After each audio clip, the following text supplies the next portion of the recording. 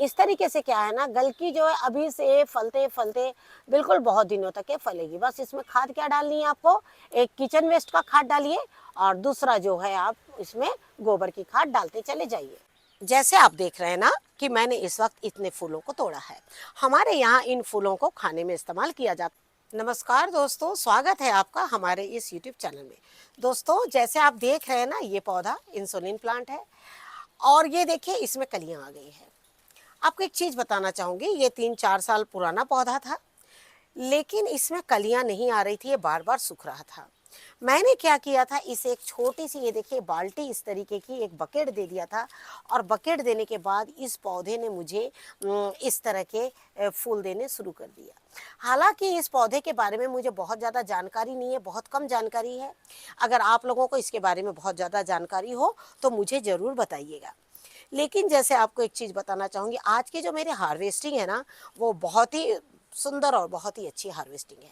तो चलिए, मैं हार्वेस्टिंग के माध्यम से आप लोगों के साथ में कुछ बातें भी करना चाहूँगी और साथ में आप लोगों के कुछ सवालों के जवाब भी लेना चाहूँगी। जैसे हमने आपसे कहा कि हम फूलों को दिखाते हुए आपसे कुछ आज बात करना चाह रहे हैं। जैसे आप देख रहे हैं कि ये केनी का फूल जिसे लोग बहुत कम लगाते हैं, पर मैंने इसे टेरेस में रखा है। टेरेस में इसलिए रखा है कि एक बकेट में होने की वजह से ये बहुत फैलता नहीं है और एक फूल ही मात्र आपके गार्डन की शोभा को बिल्कुल बढ़ा देता है।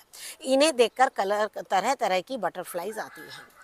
लेकिन मैं आप लोग के साथ यही कहना चाहती हूँ कि आप लोगों ने हमें बहुत सपोर्ट किया है और जिन्होंने भी मुझे अब तक के सब्सक्राइब किया है, मैं उनसे यही कहना चाहूँगी कि लाइक बटन को दबाइए और लाइक बटन दबाने के बाद में आप हाइप मुझे ज़रूर करिए।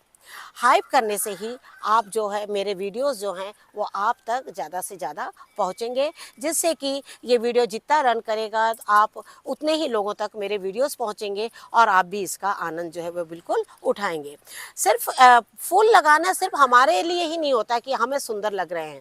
फूल लगाना इसलिए भी ज़्यादा ज़रूरी होता है, इससे क्या होते हैं, पॉलिनेटर्स बहुत आते हैं, तितलियाँ बहुत आती है और उनके जो पाँव जो होते हैं, जो इतने बारीक होते हैं और वहाँ से वो परागकण उठाते हैं। तो जैसे हमने आपसे कहा कि परागकण जब उनके पाँव में जाते हैं और उसी से ही हमारे अगले फल जो है वो बहुत अच्छे तैयार होते हैं और हमें पॉलिनेशन करने की ज़रूरत नहीं पड़ती है। अगली सब्जी है हमारी स्नेक गार्ड, और स्नेक गार्ड आप देख रहे हैं, इसकी भी बेल आप देख रहे हैं बिल्कुल पतली रहती है और बिल्कुल ऊंचाई लेके चली जाती है। और साथ ही आप देख रहे हैं कि इसमें जो है ये फल बहुत अच्छे आए हैं। स्नेक गार्ड के बीज अगर आपको अभी भी कहीं मिले तो आप उसे बिल्कुल जल्द से जल्द आप लगा सकते हैं।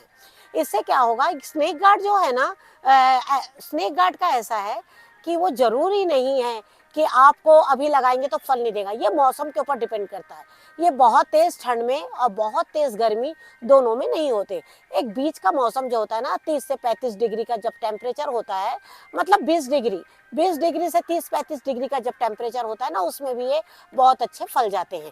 इस चीज़ को मैंने अनुभव किया है। लगातार मैं अपने यहाँ के टेम्परेचर को देखती हूँ कि कौन से फल जो है वो किस टेम्परेचर में मुझे दे रहे हैं।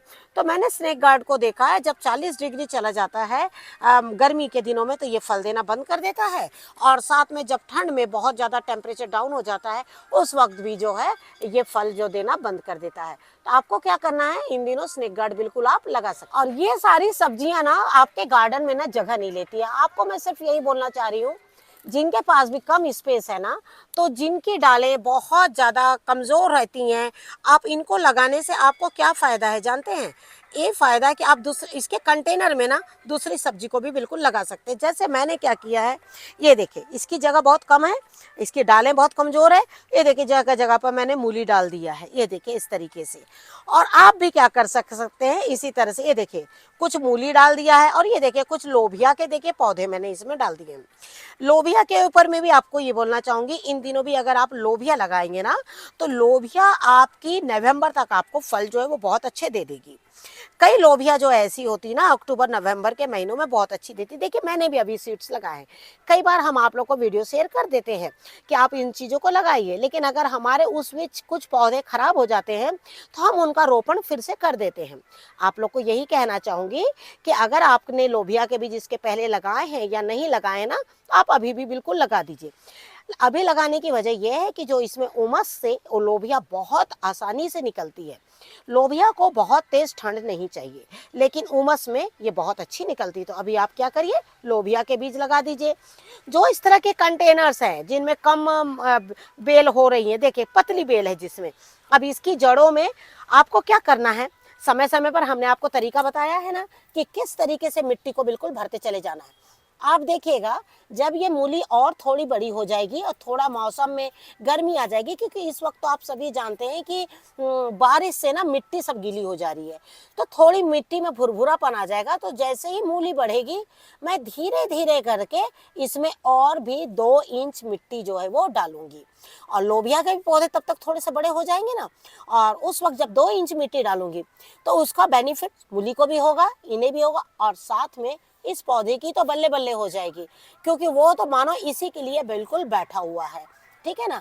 तो हमें क्या करना है, ऐसे काम करना है। मैं आप लोगों को सिर्फ बड़ी चीज नहीं बता पाऊंगी, क्योंकि बड़ी चीज शायद मैं बहुत बड़ी चीज तो नहीं बता पाऊंगी, लेकिन हाँ ऐसी छोटी छोटी चीजें बताऊंगी जिससे आपके पौधे जो है वो बहुत अच्छे हो जाएंगे। ठीक है ना। जब जड़ें इस तरीके से ऊपर आती है ना, फिर से क्या करिए, छोटी पतली चीजों से इसकी हल्की सी गोड़ाई करके ऊपर में 1 मुट्ठा 2 मुट्ठा मिट्टी डाल दीजिए। आजू बाजू की मिट्टी निकाल के दूसरे प्लांट में डाल दीजिए, और दूसरे प्लांट की मिट्टी लाकर इसमें डाल दीजिए। ये बड़े पसंद करते हैं इस तरीके का। ये सारी छोटी छोटी चीजें करते रहिएगा, और आपके बिल्कुल पौधों में इसी तरीके से फल और फूल आते रहेंगे। और ये देखिए, ये है हमारी हरी चौलाई, और हरी चौलाई भी बहुत अच्छी है। ये अपने आप इसके बीज झड़ जाते हैं, और ये सालों साल मुझे फल इसी तरीके से देती रहती है। कई बार देखिएगा ये पौधा अपने आप ही निकलता है, और निकलने के बाद इसी तरीके से फली देते रहता है। तो कुछ ऐसी होती ना देसी चौलैया, इनमें कीट भी बहुत कम लगते हैं, और बड़े आराम से ये जो है वो फल देती है।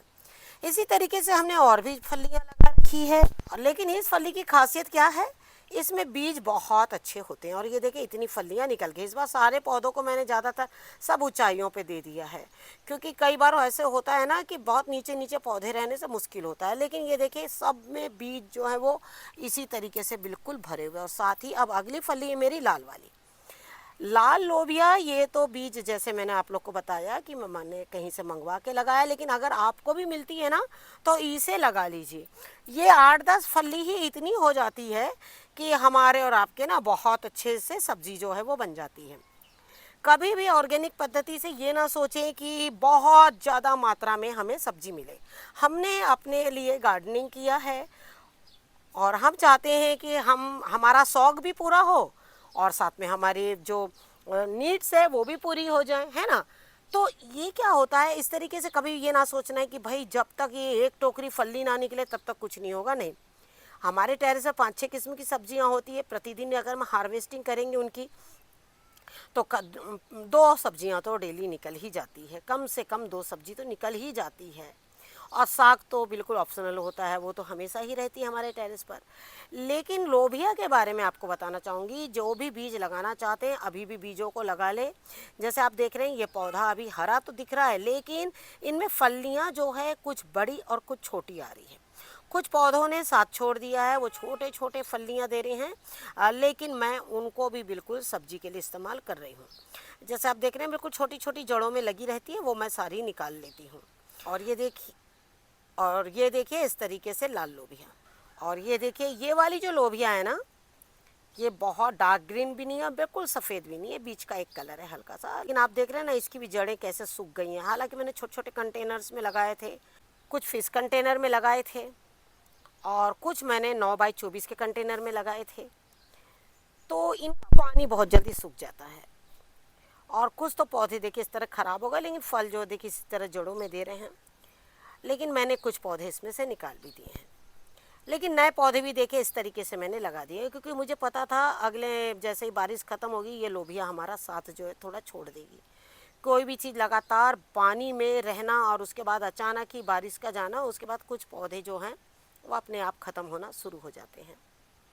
लेकिन फलियाँ अभी भी जो है वो इसी तरीके से देख रहे हैं, किस तरीके से बिल्कुल देखने से आपको दिख रही होगी। वैसे सनलाइट की वजह से थोड़ा कम नज़र आ रही है, लेकिन हाँ फिर भी इतनी है कि वो आज मेरी सब्जी के लिए काफ़ी हो जाएगी।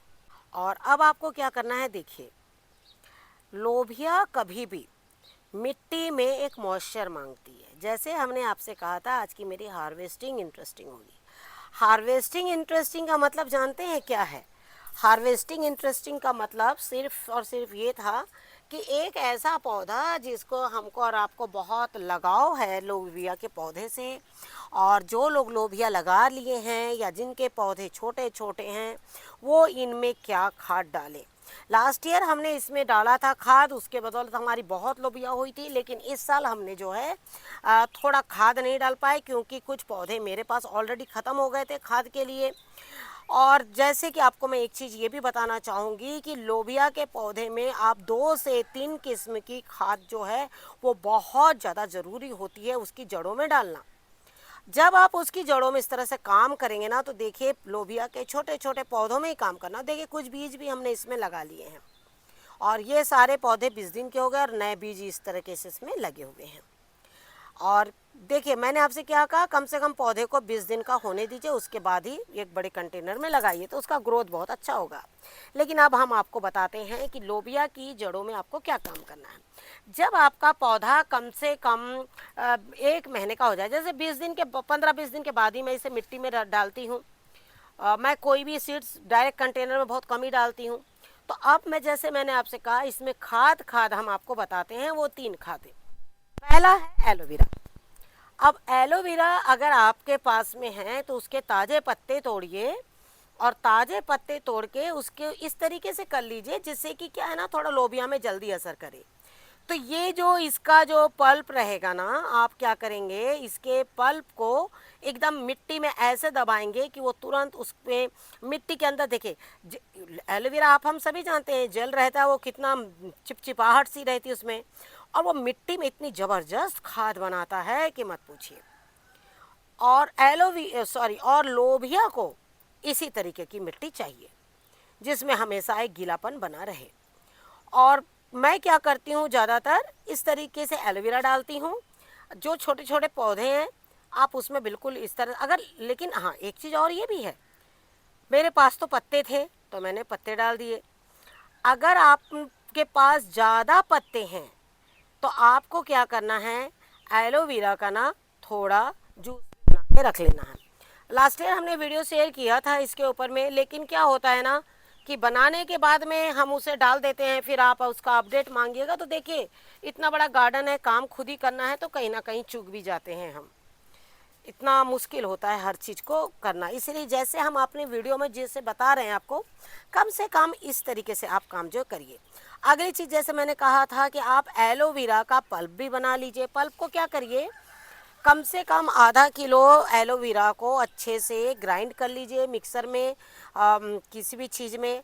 और अगर आप, मैं तो ग्राइंड कर लेती हूँ और कई बार पत्ते भी रख देती हूँ, लेकिन पत्ते रहते हैं तो उसको थोड़ा सा टाइम लगता है। और ग्राइंड करके अगर एक बॉटल में भर लीजिए, और बॉटल में भरने के बाद में आप क्या कर सकते हैं, या तो एलोवेरा के पत्ते या तो एलोवेरा का जेल भी आप डाल सकते हैं।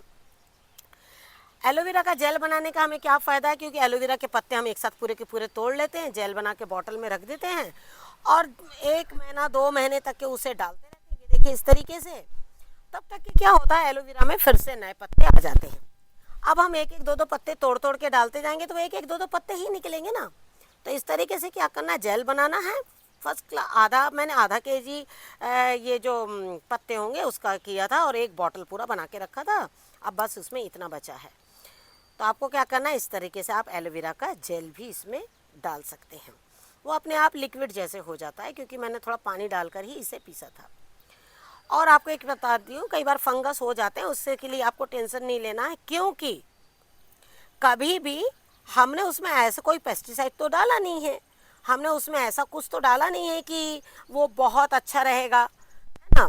तो हो सकता है कि थोड़ा बहुत फंगस आ जाए, पर उसके लिए आपको घबराना नहीं है। आप डेली प्रतिदिन उसको चलाते रहिएगा तो वो अच्छा रहेगा, और इसी तरह घोल घोल कर अपने पौधों में बिल्कुल डालते चले जाइए। तो जैसे आज देखिए मैंने इतने फूल तोड़े, और ये फूल आप देख रहे हैं कितने चमकदार और कितने अच्छे हैं, और इस सीज़न में ये फूल बहुत खिलते हैं। अगली चीज़ है हमारी ये चौलाई, और चौलाई भी आप देख रहे हैं 3 किस्म की है बिल्कुल। और ये मेरे गार्डन की ना ये सीज़न की पहली सब्जी, हालांकि चौलाई तो हमने कई बार तोड़ी। लोबिया ये सफ़ेद तोरई, ये इस सीज़न बहुत अच्छी फलती है। स्नेक गार्ड के बीज आप अभी भी लगा सकते हैं, जैसे हमने आप लोग को बताया वीडियो के माध्यम से। और ये पहली सब्जियां हैं, लेकिन अब जैसे धूप आ रही है, आज से धूप थोड़ा शुरू हुई है, तो क्या होगा कि शायद अब जो खाद डालते चले जाएंगे हम, तो सब्जियां जो है वो बहुत अच्छी हमें, क्योंकि ज़रूरी नहीं कि हर जगह बारिश ही हो रही है। और देखिए कितनी अच्छी सब्जियां हैं, बहुत ही सुंदर है। देखिए, तो इसी तरीके से काम करते चले जाइए। आपने जो मुझे सपोर्ट दिया है उसके लिए बहुत बहुत धन्यवाद। Thank you very much. नमस्कार, जय हिंद, जय भारत। आपका सपोर्ट हमारे लिए बहुत ही हेल्पफुल रहा। Thank you very much. नमस्कार।